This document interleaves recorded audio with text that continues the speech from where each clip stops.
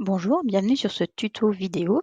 Donc, je suis Anne-Hélène Monique, société Facilo. Donc, Facilo permet aux avocats d'améliorer leur performance à la fois en production et en développement. Donc, aujourd'hui, je vais vous montrer une astuce dans deux outils différents.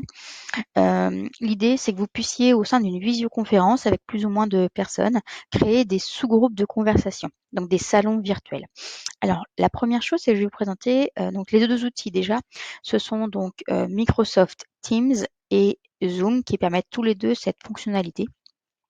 Donc, deux outils de visioconférence qui sont désormais plutôt connus de tous. Donc déjà, je vais vous montrer dans Zoom. La première chose à faire, c'est d'avoir une licence.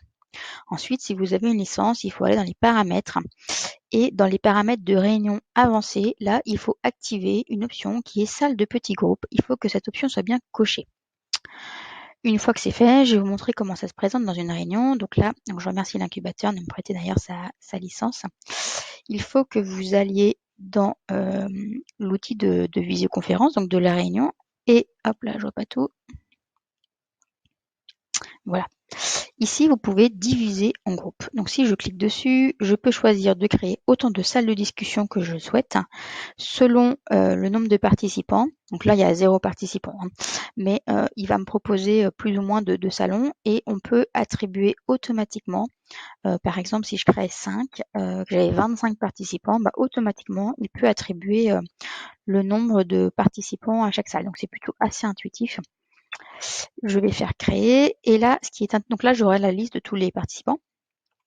Et dans les options, je peux permettre un certain nombre de choses et une chose qui est plutôt intéressante, donc c'est de déplacer les participants vers les salles de discussion et de déterminer aussi un temps après lequel les personnes vont revenir dans la salle principale. Voilà.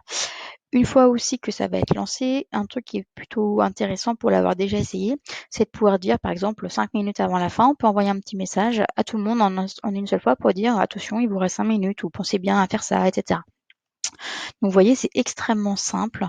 Les gens peuvent basculer de la session principale au salon de discussion de manière extrêmement simple. C'est vraiment très pratique. Le deuxième outil, donc, c'est Microsoft Teams, que tout le monde, enfin, que beaucoup connaissent en tout cas. Donc, de la même manière, je vais démarrer une réunion. Donc là, c'est une fonctionnalité qui est plus récente dans Teams, donc peut-être ne la connaissez-vous pas encore. Je vais rejoindre la réunion.